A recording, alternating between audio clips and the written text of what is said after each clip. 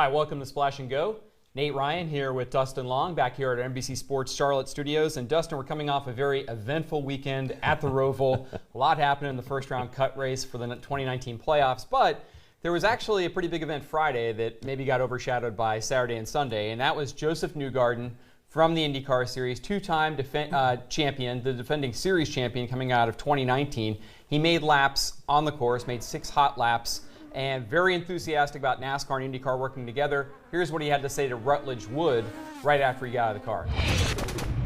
Perfect world, do you think it would be fun to run a Cup car and, say, an Indy car in the same week and do a doubleheader? Would you be down for that? If you're asking me personally, absolutely. I mean, I would love that opportunity one day. I think it'd be really cool for the fans, without a doubt.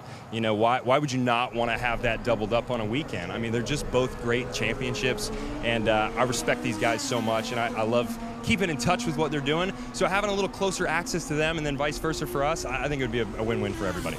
Okay, so Dustin, obviously a lot of momentum here. Josef Newgarden's really positive. NASCAR drivers are really positive about working together in the future. Jay Fry from IndyCar, the president, was there as well at Charlotte Motor Speedway. He's talking about doing doubleheaders in the future.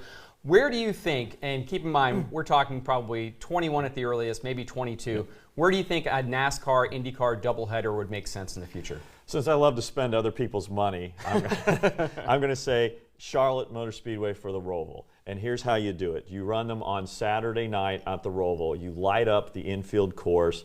I think that's a 6-figure that Charlotte Motor Speedway would have to pay to do that, but that's something that they could do. And what you do is you bill it as the first nighttime road course race in the U.S., in North America, something like that, and you really give the IndyCar its platform and make that an event. And you make that a part of a big Saturday at the Roval where you have the XFINITY race in the afternoon and you have the IndyCar race that night, a day-night doubleheader like you have in baseball or something like that. But really you're able to spotlight IndyCar and say, hey, here's a nighttime road course race. I mean, how cool would it be to see something like that at any of these tracks? And with already portion of the course already lit, you don't have to do much more. So there's not as much infrastructure that you have to have. So I really think that you do that. You run XFINITY Saturday afternoon, IndyCar Saturday night, Cup elimination race on Sunday. That's a fabulous weekend for a race fan, and that really does what you want to do with a combination weekend, and really can spotlight both events. And I don't think it takes away from either event. They each have their own significant moment. Well, I think that's the issue, Dustin, and it seems like there is already a little bit of compromise on that front. Like, who plays second fiddle?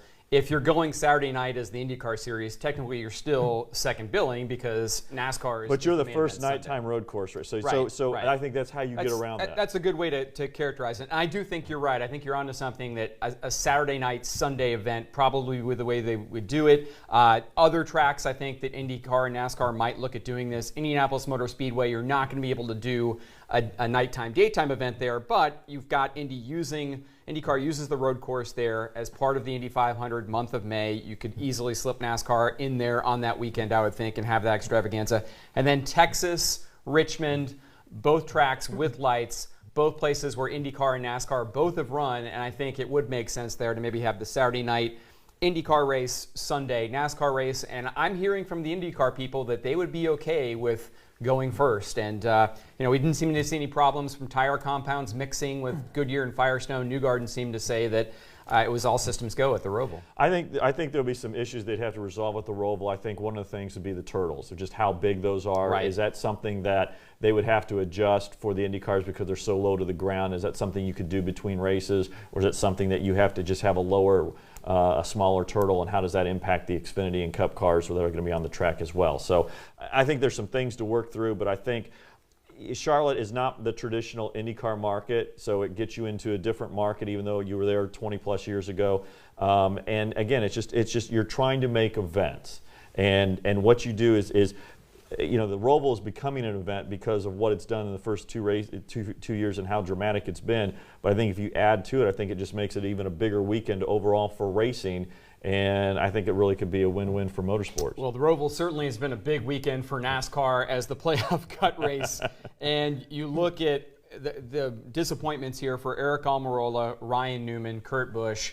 Eric Jones as well, but I think we all knew Jones was pretty much out of it going into this cut race. The other 3 guys now had a shot of advancing. Now they're all out after the first round. What happens now, Dustin, for those 3 drivers, particularly a guy like Ryan Newman, who seemed safe coming in and was safe for a lot of the race and then fell out? I talked with Scott Graves after the race, and I think one of the big things is Ryan Newman's talked all year about how this is almost kind of a rookie team, everybody together for the first time and really kind of growing as a group. I think you have to continue that group. They've made great progress this year with making the playoffs. I mean, who thought a Roush Fenway car was going to make the playoffs at the beginning of the year? They made the playoffs, nearly made it to the second round, and I think now it's just a matter of further growing with that organization and building toward next year. All right, so we'll see what happens there. Another driver who made a lot of headlines at the Roval, Bubba Wallace. We talked about this being the summer of Bubba, everything that happened the last few months of the 2019 season, and now here we are in October, and he's still making headlines. What has this season been like for that guy?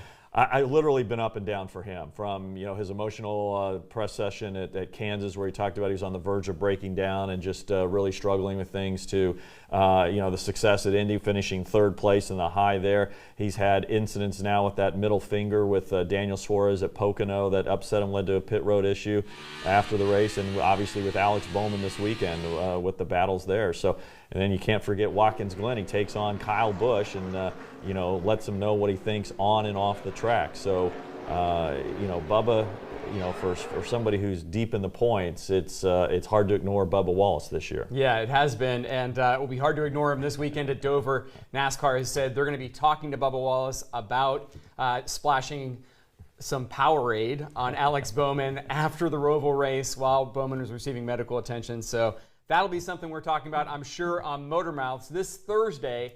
Guest is Clint Boyer. Be sure to tune in. NASCAR America Motor Mouths on NBCSN. Thanks for watching Splash and Go.